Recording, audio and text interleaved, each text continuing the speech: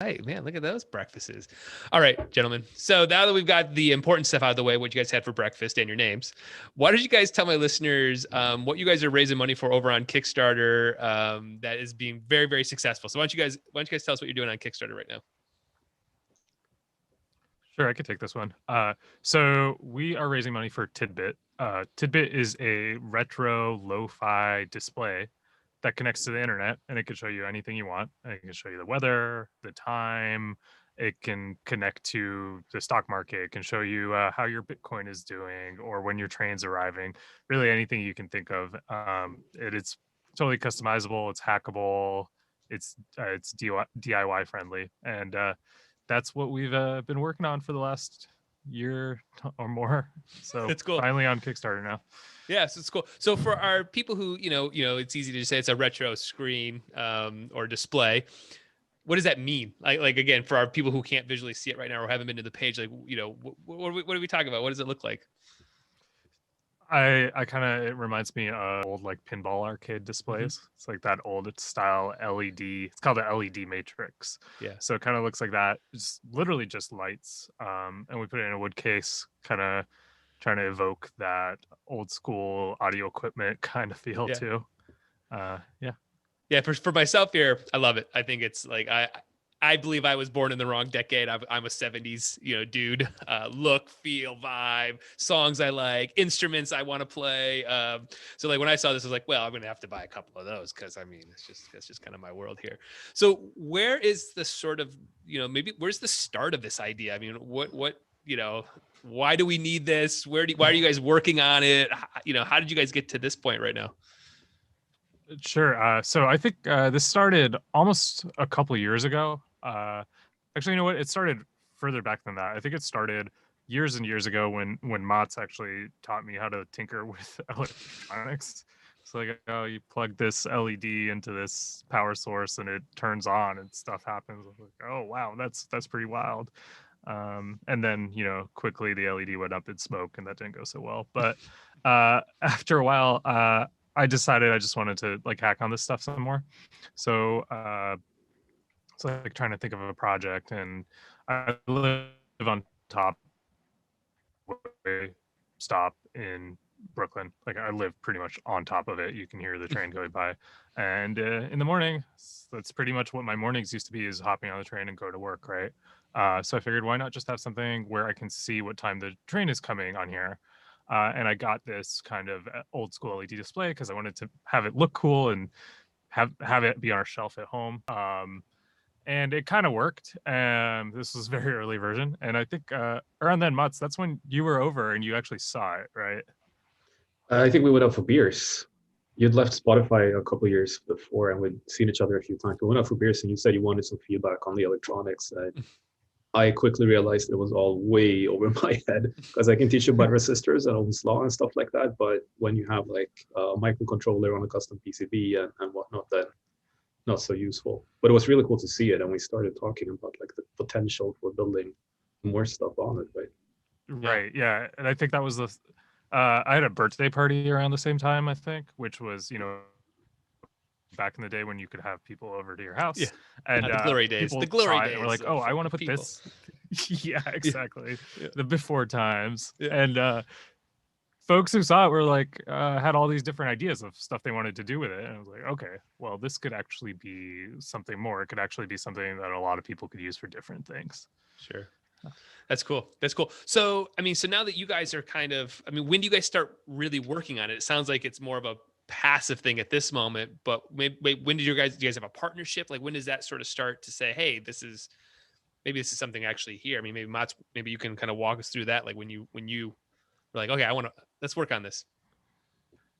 I mean, I think it was shortly after that time we met over beers and I actually saw this thing and we started brainstorming a bit.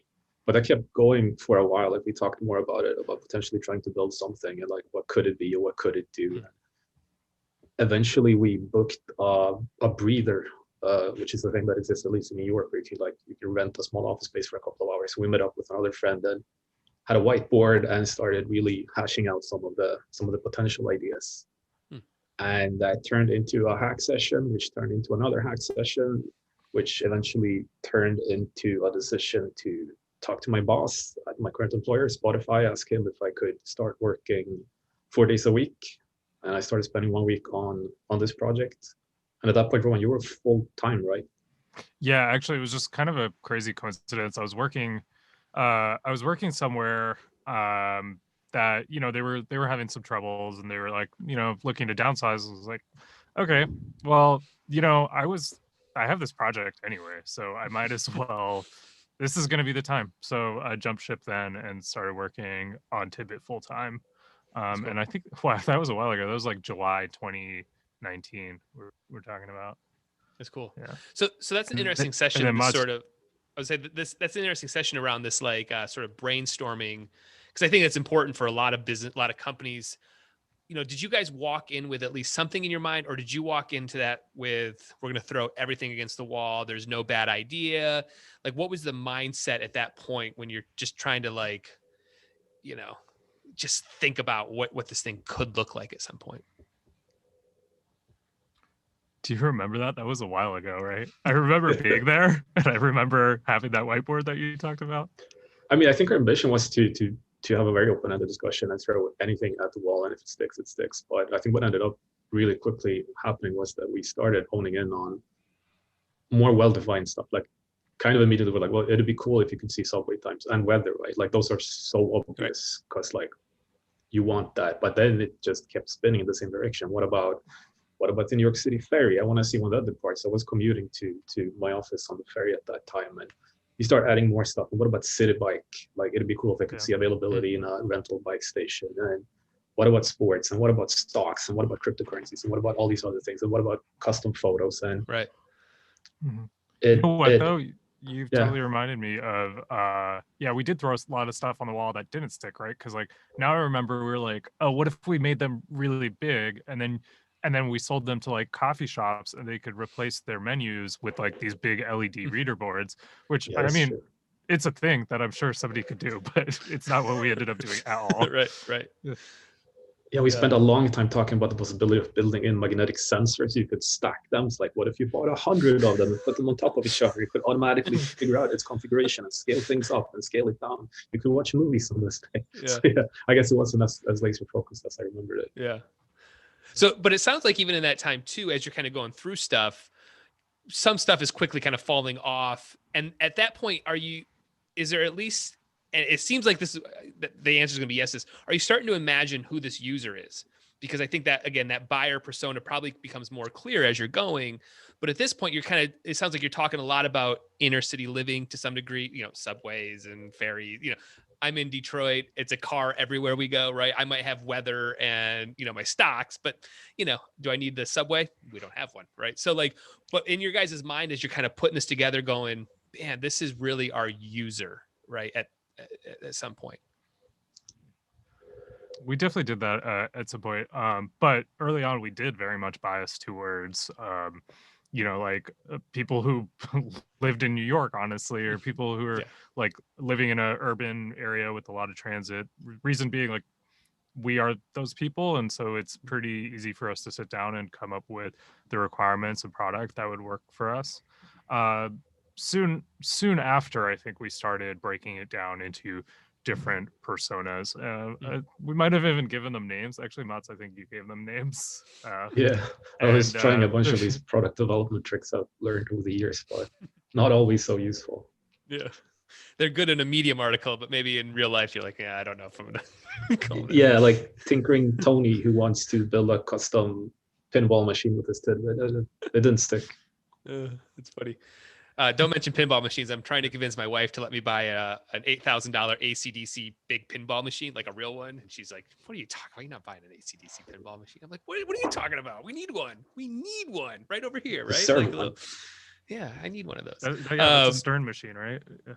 Yeah, totally. So what's, as the ideas are starting to come into focus on the on the product side, the prototypes and all that stuff, what starts happening? What are you putting together to visually, hey, this would work? What are you guys trying to do at that point?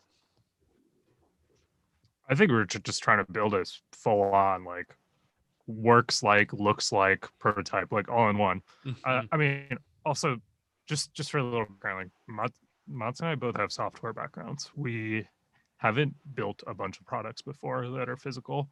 Um, so things like phrases like works alike prototype or looks like prototype, those were kind of new. So we're just like, let's just build the thing. In the meantime, like also over the course of like a few years, I'd gotten more into like uh just building stuff, I guess. A little bit of woodworking, like doing like some CNC robotics and electronics type stuff. So it's like, okay, we should be able to build this prototype at least in my basement. So there's all the tools there. Let's do that. And then let's also figure out how to design PCBs because we have to design the circuit boards and electronics. And, you know, I think it was also kind of like, if you haven't done something, you don't know how big the scope of it is going Right. to be. So it's very Right. easy to be like, oh yeah, totally do Totally this. do Like, it. how Yeah, I hard totally could do it be? Can't be that hard. Yeah. Yeah. So that's kind of how we approach it. That's cool. And what I know we've got a pretty good timeline here, but what's the timeline just though on like prototypes to what I'm seeing on a Kickstarter page? So I got to imagine that there's a window of time in there. The first thing you build isn't, I'm assuming, maybe I'm wrong, isn't what I'm seeing on the Kickstarter page at this point, right? Yeah, not at all.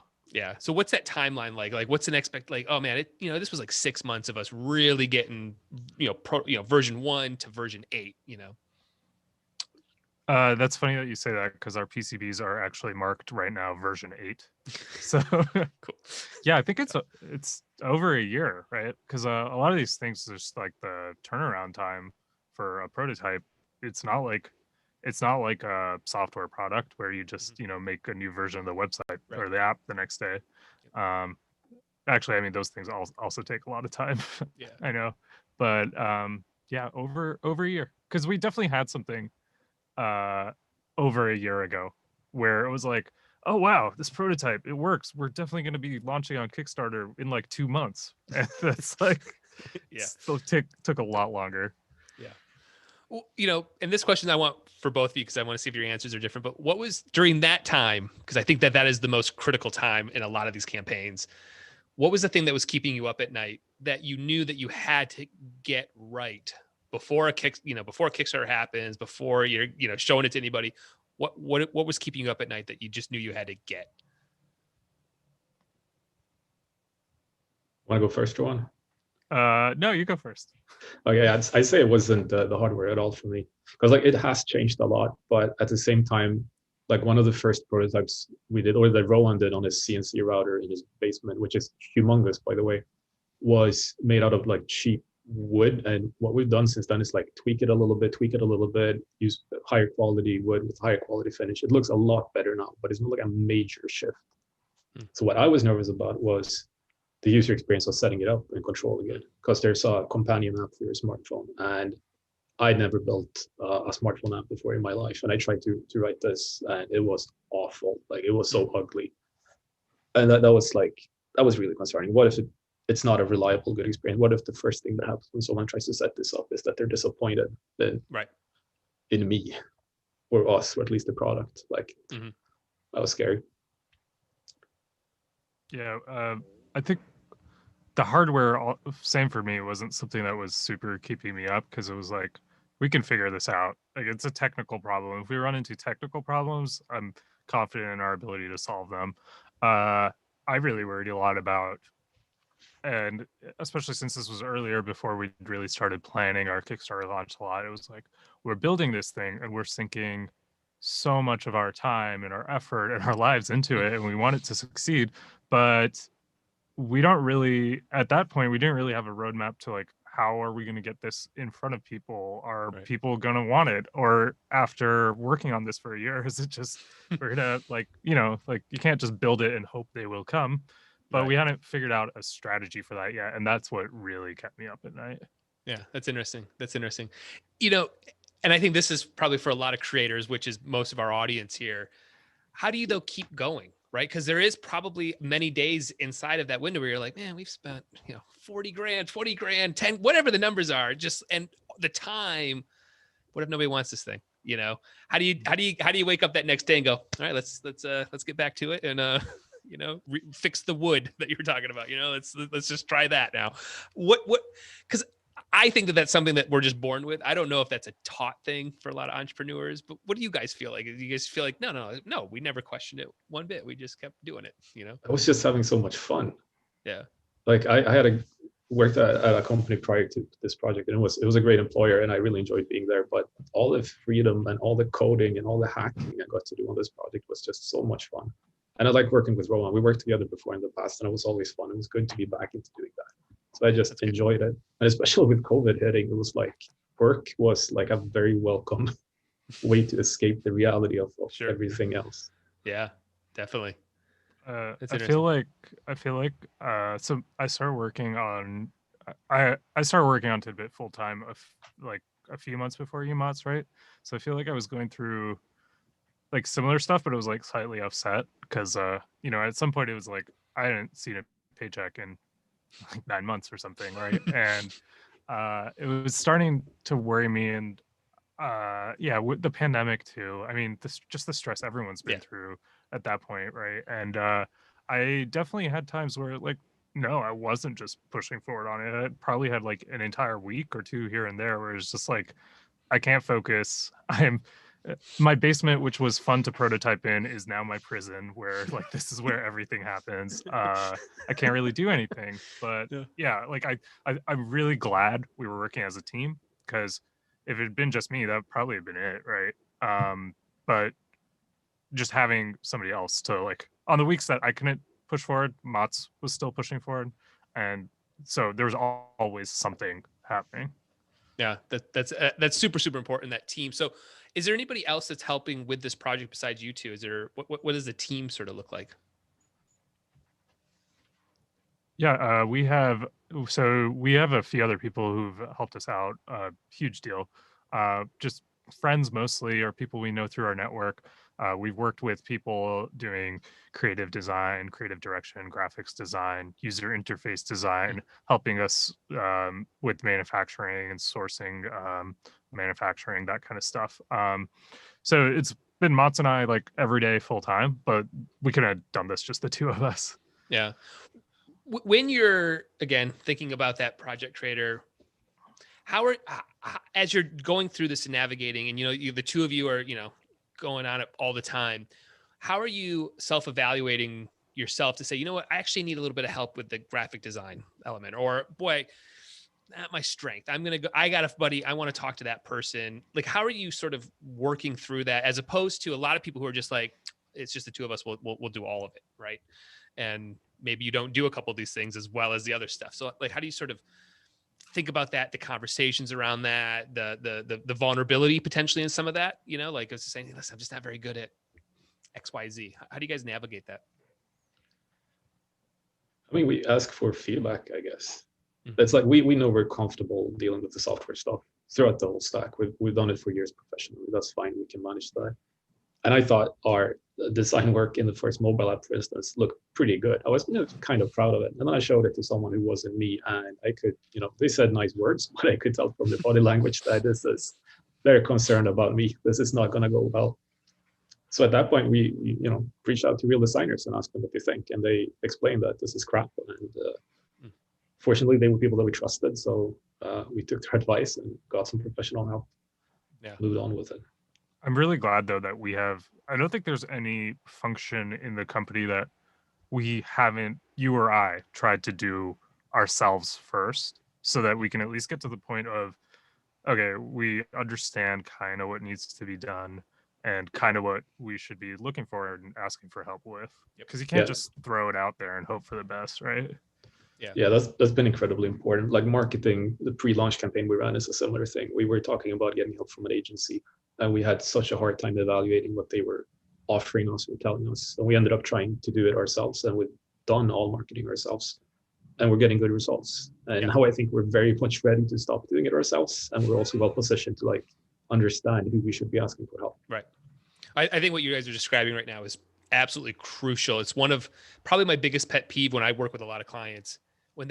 when I'm speaking a completely different language. Like, I don't need you to be an expert, let's just say on Facebook ads, but kind of have an you've logged into the ads manager account once, right? Oh, I see what you're pointing at. Because if you don't have some of that, what, everything is like, I guess that's good. And that's not good. But again, there's only so many things that you can truly know, inside and out, top to bottom, how to, finagle it, how to get the most out of it. So I think that it sounds like that's something that, again, you guys have kind of fallen into, is just like, yeah, we got it. We'll at least learn a little bit, and then we'll go to experts, but I at least have an understanding so I can know that they actually are an expert. You know what I mean? Yeah. Like, yeah, it's huge. Know that they're an expert, and also really start to understand like why the kind of the rates on these things, and like the prices and costs of stuff are what they are. Before we tried to do all the marketing stuff ourselves, I've definitely felt this thing of like, oh my God, that's a lot of money. Why would we pay someone that much money? And now I totally get why you would pay someone that much money. Yeah. I hear that all the time. People are like, man, you're expensive. I'm like, I'm literally working on this like every waking minute.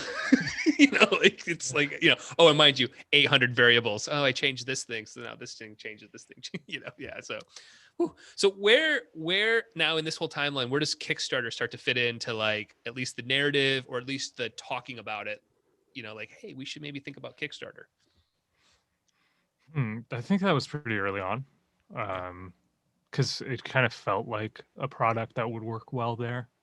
And I don't know, I like Kickstarter as a backer. I've backed a ton of projects, and it just felt like it would be a good fit. I don't think we were like 100% locked into it from day one. We definitely considered like, oh, maybe just sell these on our website, or I mean, back when we were going to sell like giant reader boards to coffee shops, that wasn't going to go on Kickstarter either, right?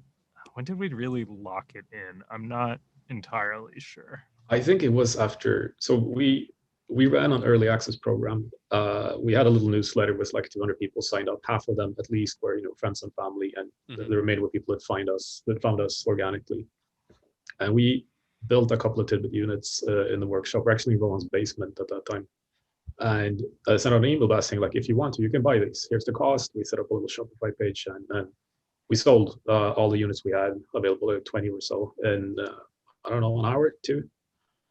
And they were like, okay, so at least our friends and family are kind of interested in this. Okay, what happens if we run a couple of ads and direct people to that landing page, to that shopping page? And we sold another 10 or 20 units. And at that point, it was like, okay, if we can run ads with like very little knowledge about this stuff, and we can get people to go to our website, buy these, send them to them, and then get positive feedback back, then okay, like, we could do this at scale. How do we do it at scale? We don't have any money. Yeah, the Kickstarter is a good one. Yeah, that's interesting. So now that starts getting into your guys' mindset, and how do you start to say, okay, this is the final unit for content, for photos, videos? The video, mind you, very, very big thumbs up on the creative there. That first minute and a half or whatever it is very funny in terms of just the set design and the color scheme. So any of you guys who haven't seen it, you got to go over and check out the video because it's tip top. But what starts the process in terms of content, copy, storytelling, rewards? Just now this big animal starting to come down the pipeline. What are you doing to navigate that? So the video on its own, that's I think the video is brilliant too, but I have to say, like, other than Mats and I at the end for like 30 seconds where we recorded that over here, that's definitely something like we used. We worked with an agency called Friends and Allies, and they pitched us this concept, and it worked really well. It was totally kind of like this crazy idea, but I'm super happy with it. So that was not that was not our like skill and expertise, other than being like, oh wow, these folks know what they're doing. Right. We should just like let them do what they're good at. Right. Yeah. The rest of the content though, that was a lot of it, I think, Mats, you wrote a lot of the copy originally for the ads, right? Yeah, we had like a copywriting day or something. We were talking about copy and messaging, like how do we present this to people, and we put together some documents, like trying to spin some ideas, like, is this the hacker's device if you want to write your own things, or is it about privacy because it doesn't have a speaker or a mic or anything, so it doesn't listen into you? It could be like a home assistant that doesn't spy on you. Or is it something else? Or is it simplifying your daily routine? Or is it not looking at your phone so much? And we wrote a ton of copy around that and threw it into Facebook and just let Facebook ads decide for us what really worked. We could like, I don't know how much we really learned there, but it gave us guidance in at least how the movie production came about. Like we pretty much handed that over to the video guys, and then they created magic with it. It's interesting. The rest of the page, though. I would say that, no, it's interesting. I mean, and I love too, just like the amount of how like the GIF layouts that you've done, just the color schemes and like just the graphic layouts. It does seem like it does tell the story. And it's interesting. You kind of mentioned the one that really stuck out to me, that, or at least by me going through it, was this sort of, you can keep your phone in your pocket longer. That like that sort of, that is what kind of and I can see how there could be other things that register with other people. Again, based on location, it might be the subway or whatever. But like for me, it's just like, man, it'd be nice not to have to pull up my phone to look at, whatever Public or Robinhood's doing or whatever, crypto I'm looking at. It's like, oh yeah, it's just right there. So it seems like, did you find that any one of those sort of floated to the top at all? Or were they all just kind of all those different kind of user scenarios maybe? Crypto and stocks was big. Yeah. Bigger than I anticipated. Definitely just saw that we ran ads on Instagram, right? And those were the ones that got tons of comments and people liking it or not liking it, but like, everyone sees it as like, I got a response on this. Mm-hmm. That I hadn't imagined that use case like a year ago. Yeah, it's interesting. Yeah. I feel like in general though, just for the content, we just kind of wanted to showcase like, here's kind of everything you can do and just kind of put it in order where, it's roughly in order where like the things that are most relevant for the largest number of people are at the top. And then at the bottom, we have like, stuff that's like more niche, I think, or that's kind of what we tried to lay it out like, I think. Yeah. Yeah. I mean, it's a really convenient product in a sense because it can be so many different things. Like if we had built it to only show you weather information, then all we would learn is that some people care about weather information, some don't. But we could put together all these apps, including like some stuff like the stocks thing, which is like, we thought it could be visually compelling, but probably no one will care. It'll make for a good photo. And then as it turns out, that's one of 15 or so different things with put in our ads and showed to people, and that one just resonates with people. It goes really, really well. People like that. So then we learned something really useful about how to position it. Yeah, it's interesting. You mentioned that getting those early sort of test sales and just kind of, sort of, crawling before you start running here. What were you looking for data-wise, though, before you hit the launch button on the Kickstarter? Was there a certain amount of emails or just a certain amount of Facebook ads or whatever it might be, people pixeled, whatever? What were you looking for to say, you know what, man, we're ready to launch. Let's hit that green button today. So we had some internal goals for like the number of backers we wanted to reach and the number of devices and so on. Like, what's the minimum we can do without this being a complete failure? And then we just went from that and said, okay, if we have a newsletter, what can we expect the conversion rate to be? Maybe 1%, kind of pessimistic, maybe 4%, kind of optimistic. Yeah. And then we sized the newsletter accordingly. We also did this thing that Rowan set up, the $1 reservation flow, so people could go in and basically let us know that they're high intent people, that they're really interested in this thing for real. And they in return gave an extra discount on every Tidbyt. So that stuff gave us a fair bit of confidence going into it. That's cool. That's cool. Well, let's. I mean, we haven't even talked numbers quite yet on the Kickstarter. So while we're talking right now, about 12 days to go in the campaign, you had a $40,000 public goal, but you guys are at about $676,000. So obviously you've crushed that goal. The number that sticks out to me is the amount of backers. It's over, almost 3,800 backers, a lot of units, right? What has been the thing that sort of stood out the most in this campaign that you just did not expect at all? Just like, oh my gosh, everybody's buying them in, Taiwan. I don't know, Singapore, whatever it might be. Is there something that's just like, did not expect that? Oh, there's one thing, and I actually don't know. I don't know how we're gonna act on this. But this is just really random. We've gotten a crazy amount of emails from various retailers, wholesalers, and distributors in Japan.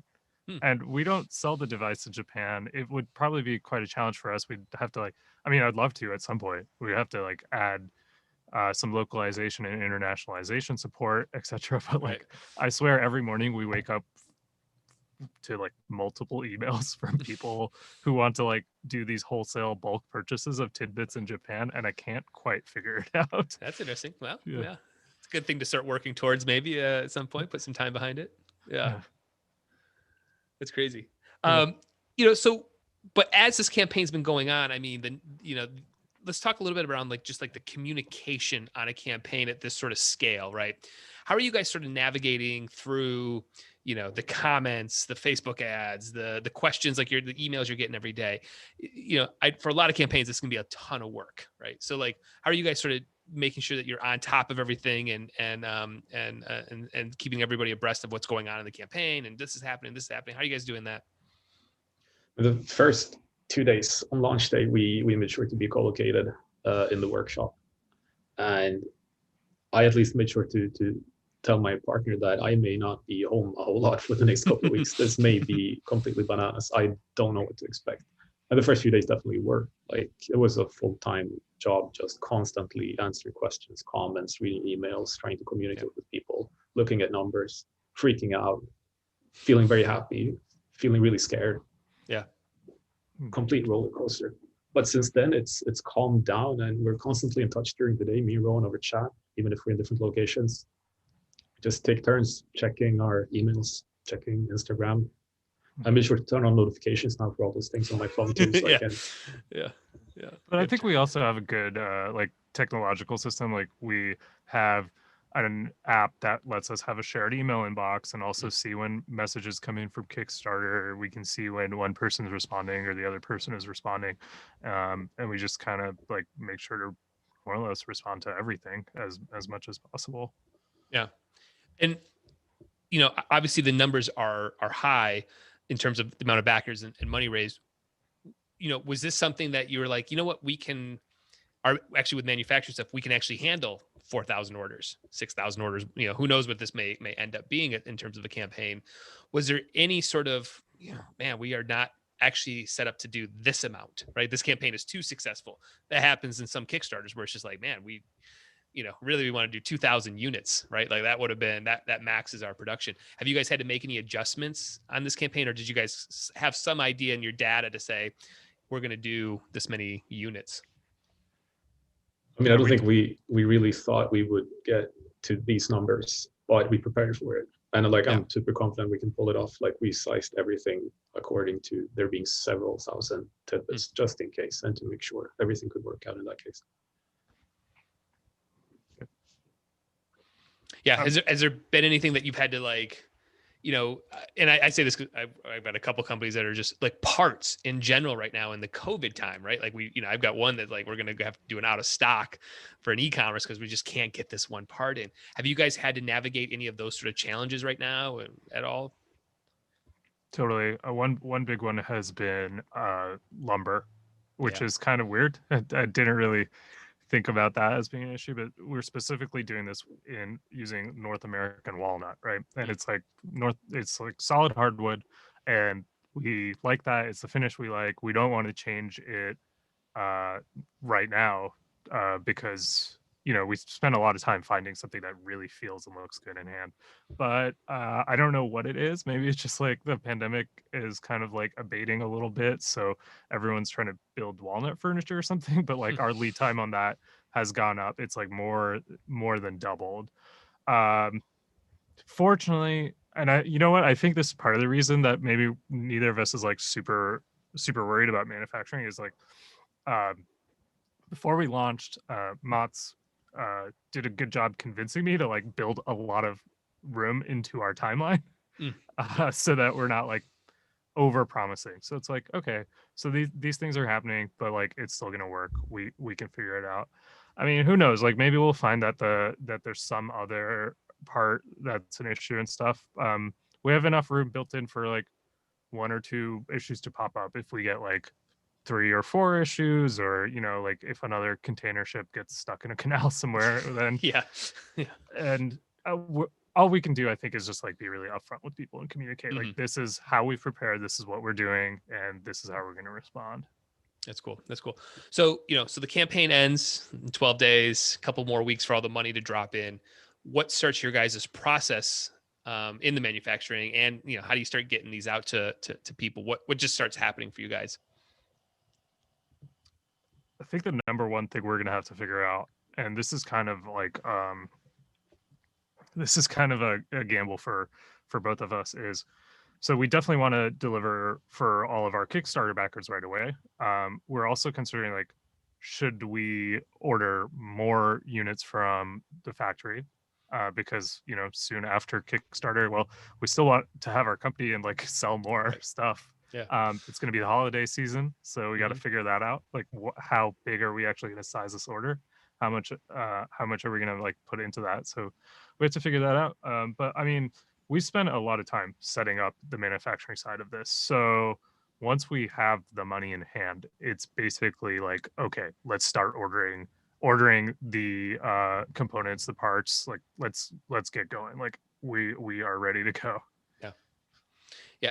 And how are you guys handling sort of shipping and handling and packaging? I know, again, when these campaigns get to this sort of scale, just shipping and handling alone can be a monstrous task. How are you guys sort of navigating through those channels? We're working with there's a lot of well-known names out there, right, that do like crowdfunding fulfillment. So we're Yeah. talking to a couple of different people. Yeah, I'm pretty aware of how shipping and handling can be an issue. So it's definitely something we want to sort out. But likely what we will do is outsource to a third party fulfillment Yeah. firm where we bring in our container of tidbits. And one thing we have going for us is that every tidbit unit, there's only one model. There's no Mhm. Yeah. different SKUs and stuff. So Right. we just more or less print shipping labels for everyone, and Right. it's good to go. We do have more work to figure out around the around international shipping and stuff. That's something we've been a little wary of, I should say. So we're getting that done.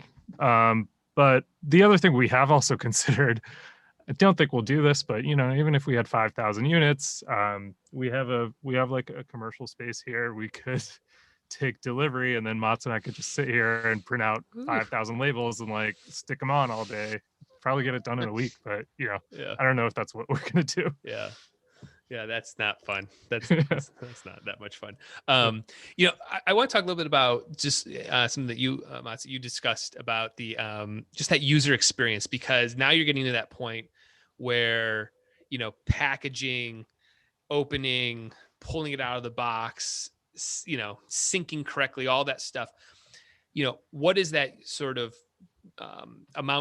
what's the amount of time spent on that process of just making sure it's not just coming in a box, I'm just opening it, I feel like that's super important. And with you guys' look and feel of all this, I got to imagine you guys are focused on that. So how are you just making sure that from a tech guy like myself who gets it, to my wife who can't turn on, I have to go turn on Spotify for, right, or whatever, like I got to go do her thing for, how do you make sure that it works for kind of all consumers at this point? I mean, we have, through that early access program, we have seen people use it with very different degrees of technical expertise. Mm. And the current version of the platform, it kind of works. Like, it's not difficult to start up the app, and the display is going to tell you need to start the app. So you start the app, and the app says click here to connect the device, and you do it, and then it walks you through the process. I mentioned before that was one of the things that I really felt stressed out about, and because of that stress, we've also put a lot of time and effort into it. I think we probably spent as much time on the setup plug together with our UX design guy as on any other part of the app.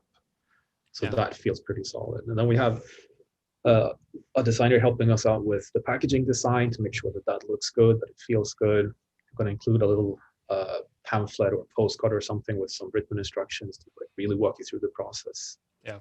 It feels pretty solid. That's cool. I'm confident. Yeah, it's one of my one of the least things talked about, but it's so important. It's just like, it's like getting that Apple product, right? Like half the time, half of it's opening the stuff, and it's a part of the equation, and the good companies do a great job of that and making it sort of a 3D approach. At the end of the day. So what starts happening? Like, what is this next, I guess 5 years look like? What's the roadmap? Is it, are you going back to making coffee shop boards, or, is it just staying in this niche, or is it staying in products that help with, not opening your phone a lot? Is it moving into, other verticals? What do you guys sort of visualize when you're daydreaming? We literally had a discussion about this today. Like, what will we do afterwards? What is the future going to be like? And dude, we don't know. We have ideas, we have hopes, dreams, but I think what's really gonna guide us in this is how people end up using their Kickstarter devices. If the backers end up being all people who want, I don't know, subway times, that's the only thing it does. Then okay, maybe that's what we focus on. Maybe there are other products in that space to build. Or we find that the stocks thing is really important in cryptocurrency. Maybe we should pivot just a little bit and try to focus on financial stuff, even though it's not really our forte. I gotta say, I've been bitten by the hardware bug though, so I feel like, so we don't, we've been so heads down on like Kickstarter, launch this thing, get the thing done, that we now need to step back and look at what are the next few years going to be like. Because I mean, up till this point, like maybe it would have been like the Kickstarter is a flop. The next few years is go find a job, but like. Right. Now we actually have to think about it, and even if it doesn't really make business sense, God, it's just so much fun to build hardware. I want to keep doing this. Yeah, it's an interesting challenge, man. And when it comes together, I don't think there's anything better, right? When you get all the blood, sweat, and tears together, and people want it too. Because unfortunately, I've been on a part of some things where they didn't want it. We spent the years making it. It happens. It's a part of it. Well, let's do a quick lightning round. Let's talk about nothing to do with Kickstarter or Tidbyt or any of that sort of stuff. So let's do a quick lightning round around. What are you guys watching on the old streaming channels? You guys watching anything right now on the Netflix, the Hulus, the HBOs? What are you guys watching? I just finished watching the last season of a show called Shtisel, which is set in the ultra-Orthodox community in Israel. And it's fascinating. I really enjoy it. I don't know if it's the greatest TV show ever, but like there's so many interesting cultural things going on there. What's it on? I think it's not Netflix. Yeah, it's Netflix. Yeah. Interesting. Maybe one to check out. But Yaron, you watch anything? Just finished up WandaVision. That was kind of cool. Oh, and then I watched I don't know why I did this. I sat through the 4-hour Snyder cut of Justice League. I just talked about that yesterday with a buddy who he wasn't into it or something. I did that too a couple of weeks ago, and I'm not getting those 4 hours back ever. You lost those, huh? Yeah. How about books? You guys read anything right now? I feel like normally I read a lot of like epic fantasy fiction. That's like my jam. Just like a good like way to escape the world. But I haven't had time, honestly, to sit down and read recently. Yeah. I just picked up a book. I can't remember the name of it for the life of me. So this is a pretty poor story, but I think it's called Iron and Wolf or something like that. Okay. It's an old, I never heard about it before, but I found it in my dad's old sci-fi collection of pocketbooks, and I picked it up last summer, and read half of it, and now I started reading it again. But a guy in a post-apocalyptic world who finds a wolf, and they become best friends, but not quite, because the wolf kind of wants to eat it, like wolves do. And it feels appropriate now that COVID is kind of winding down to like re-engage with post-apocalyptic scenarios again. Yeah, you're not living it anymore. Yeah. How about podcasts? You guys listen to anything? What are you guys listening to? Podcasts. I listen to a lot of politics podcasts. I actually tamped out on that a bit after the election, but one of my favorite podcasts right now, living in New York, this is kind of who I am, is listening to this podcast called The War on Cars. And it's totally just about urban policy. And it's very much like, I signed up, got some stickers from them. The stickers say like ban all cars or something like that. It's pretty extremist, but like I don't know. It's my it's interesting. I live I'm outside Detroit, which of course I'm in Motor City, so everything is a car, and I hate cars. I got 2 of them because that's how we're set up. But like, I work with my downtown area because we've got this nice little downtown. It could all be walking, it could all be bikes. Instead, we've got 2 roads, and all we fight about is parking structures. We need a 3-level parking structure. I'm like, there's like 10 businesses. It's a small little downtown. Why would we put a 4-story parking structure in here? Well, that's the only way the restaurants will be busy. What? It's it is the worst. It drives me bonkers. We're in New York City, so you'd think like pedestrians rule here, right? But in reality, I don't know, like once you go outside and you see it, especially I think like the pandemic like opened my eyes to this in a whole other way, where it's like, wow, there's a lot of space on the street, and most of it we can't even stand on because it's either cars or, you know, lately it's just literal garbage because we had to cut back the garbage pickups because of budget cuts, whatever, you know. So I don't know, I feel like the last 12 months have like converted me even more into this like hardcore like streets pedestrian transit activist. Well, that's what I like. My big complaint is that, you know, we have no infrastructure for like a high-speed rail that I could like, you know, go up north here in Michigan and have, you know, go to Lake Michigan in a day. Nope. That's a whole car ride, gas. You know, it's just like, why can't I pay $30 and go somewhere? Right? Why do these things not exist? And why do they exist in like Europe? It exists. I can see it. We don't have any of it. At least you have a subway system too. Like, you know, like we went to DC right before the pandemic, and I love DC, man. I took my family there and we were all over the place. I did, you know, it's like, man, this is like, I could get anywhere. All right, we don't need to complain about that, I guess. Ron, do you listen? You got any podcasts you're listening to? Oh, me? None. Yeah, that's good. Actually, I used to listen to politics podcasts, The Daily, the New York Times News podcast, and a couple like special stuff. Like I was really into lifting weights for a while, so I was listening obsessively to a weightlifting podcast. But with the pandemic and leaving my former employer, no longer commuting, that just was a lot. Yeah, my podcast has gone down too because I literally just walked into my office, so it wasn't a very big commute. Commute. Yeah, that's cool. All right, my last one's going to be around. Is there any like sort of marketing material or things that you kind of are always going to stay up on this stuff, or like, man, I just, you know, is there a Medium person you read a lot, or is there just somebody that you're just kind of always inspired by that you're checking out?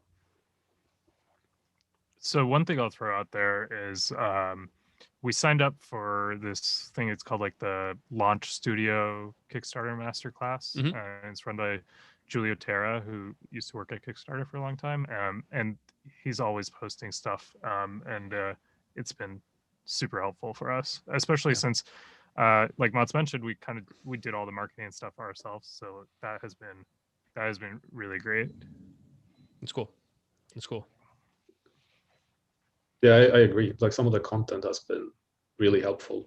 Like it gives you a framework for how to approach the Kickstarter stuff. Like, and a lot of it was kind of, you know, we know these things. Like we know how Kickstarters generally work, like pre-launch campaign and easy. But then you read it in one document or 2 documents, well laid out, well explained, and it's so much easier to internalize it and to act on it as well. Yeah, that's cool. Yeah, I've heard really good things about that.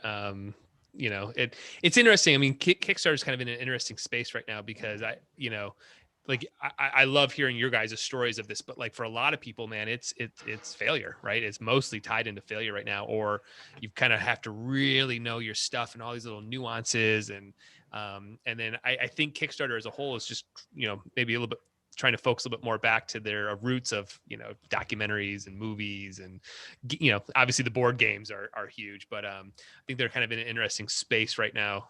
So I always love when I see kind of projects like this, like sort of like, you know, rise up from some of the stuff that Kickstarter is trying to push down, the no Facebook pixel, the no, you know, it could be challenging to run one of these campaigns. Just how you build the page, right? Like, just like, you know, the amount of time we put into that page, it's not a very sophisticated page, but I don't think it was like that much work necessarily, but so much frustration and discussion back and forth. And like, did we get the font right on this one infographic? I don't think we did. I think we're going to read more about fonts. Can we render this in adequate resolution? Which resolution is the ideal resolution? Everything is horrible. Yeah. Let's throw it all out and begin again. Yeah. Oh man, that was a grind. That was a grind. Yeah. Yeah.